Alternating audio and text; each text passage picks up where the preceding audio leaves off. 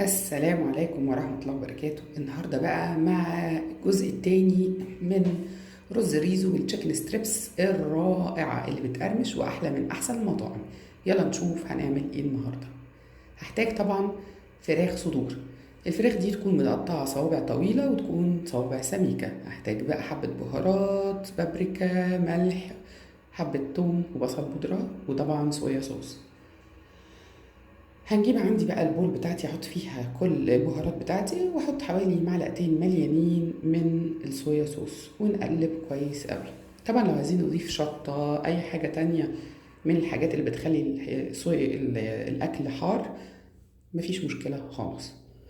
هنجيب بقى نص كوباية من المية المتلجة ونحطها على الصوص بتاعنا اللي احنا عملناه من البهارات ونقلب كويس قوي قوي قوي. قلبنا بقى وحسينا ان كل الحاجات خلاص اختلطت، يعني لو لقينا حاجة من البهارات ناشفة ولا حاجة نحاول نقلبها او نشيلها على جنب، مفيش مشكلة.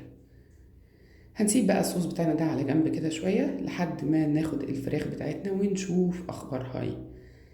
لو لقينا اي اجزاء من الفراخ مش يعني مش سميكة رفيعة هنشيلها. ليه بقى يا جماعة؟ لان لو السمك بتاع الفراخ كان رفيع الفراخ هتتحرق وهي بتتحمر وتبقى طالعه ناشفه من جوه. يبقى انا هنقي القطع الصغننه ديت هستخدمها في رز الريزو. طبعا اللي ما شافش الفيديو بتاع رز الريزو يروح يشوفه لانه فيديو جميل جدا، انصحكم بيه. هتعرفوا طريقه عمل رز الريزو والصوصات كمان اللي بتتحط فوقيه.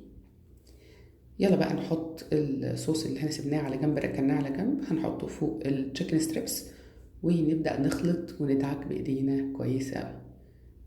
ادعكوا كويس علشان تتأكدوا إن الفراخ وصل لها كل الصوص بتاعنا. مهمة جدا الخطوة ديت علشان تبقى الفراخ كلها شاربة التتبيلة. قدامي حاجة من اتنين، لا إما أحطهم في كيس بلاستيك وأقفله وعلى التلاجة أسيبه من ساعتين ل3، أو أقفل عليها ببلاستيك راب ونعينها برضو في التلاجة ساعتين ل3. يستحسن طبعا لو عملناها من بالليل وسبناها في التتبيلة هتبقى أحسن وأحسن وطعمها أفضل. كده خلاص يا جماعة. أنا طلعتها بقى من التلاجة، جبت عندي 2 بولز تانيين.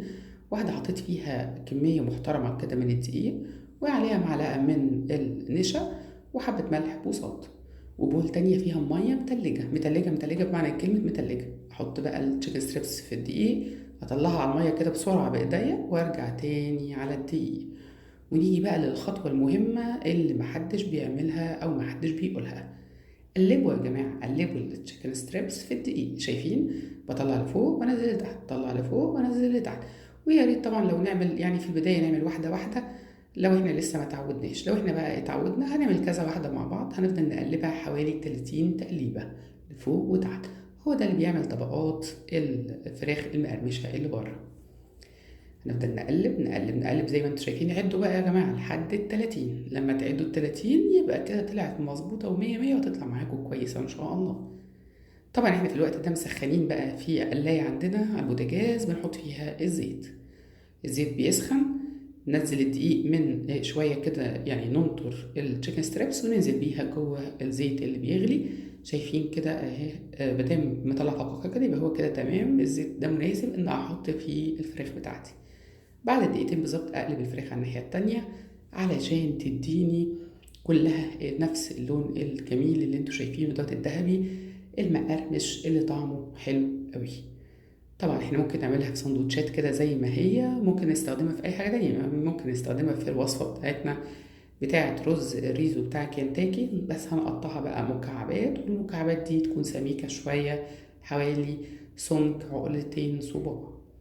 جميلة مقرمشة ومن جوه جوسي، بجد جميلة جميلة. انا جربت كذا طريقة على فكرة للتشيكن ستريبس وبصراحة كلهم ما كانتش قد كده. في منها اللي بيتحرق، في منها اللي بيقع من عليه الطبقة اللي بره. بجد ما كانتش حلوة خالص، لكن دي اكتر وصفة سريعة جميلة اقتصادية وفعلا الولاد حبوها.